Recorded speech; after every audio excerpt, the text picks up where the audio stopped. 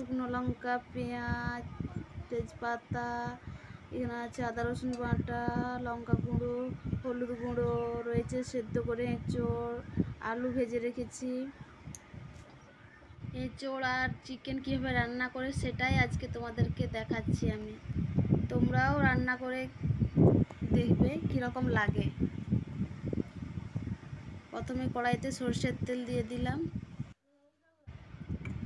তেলটা গরম হয়ে গেলে দিয়ে দেবো শুকনো লঙ্কা আর তেজপাতা।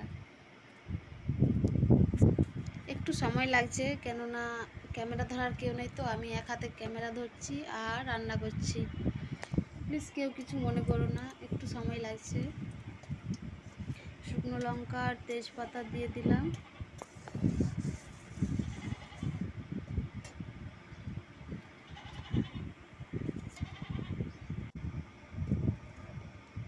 এরপর দিয়ে দিব পেঁয়াজ, কেটে রাখা পেঁয়াজগুলো দিয়ে দিব।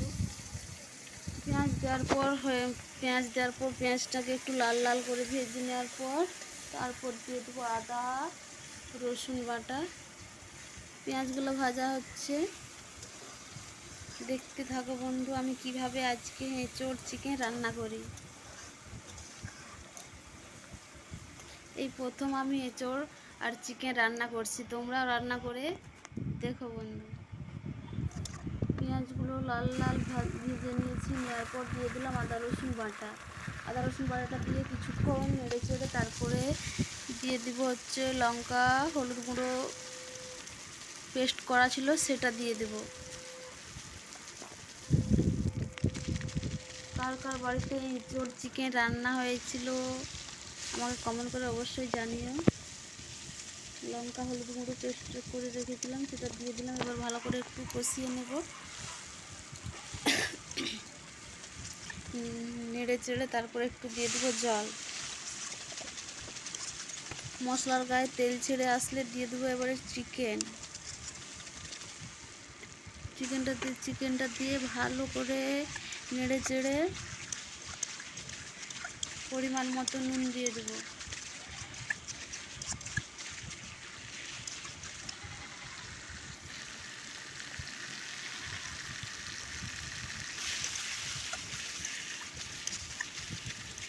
নুন দেওয়ার পরে আবার একটু নাড়িয়ে চাড়িয়ে দিয়ে দেবো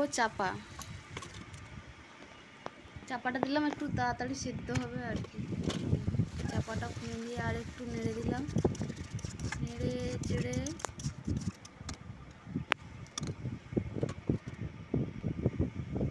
চাপা দিয়ে দিলাম। চিকেন তো একটু ভালো করে না সেদ্ধ হলে ভালো লাগে না।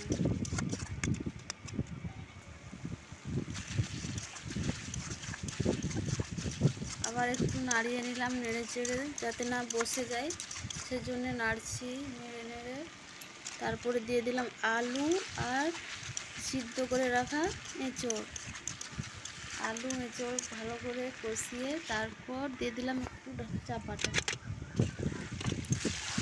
খুলে আর একটু নাড়িয়ে নিলাম, নেড়ে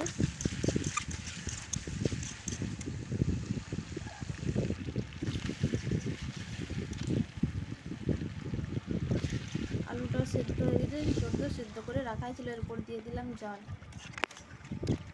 জল দিয়ে দেওয়ার পরে একটু ফুটিয়ে নিলেই হয়ে গেল এঁচোড় চিকেন। কালারটা কি সুন্দর এসছে, খেতে হেভি হয়েছিল। আমি প্রথম এঁচোড় চিকেন রান্না করছি, খেতে খুব সুন্দর হয়েছিল। হয়ে গেল আমার এঁচোড় আর চিকেন রান্না করা।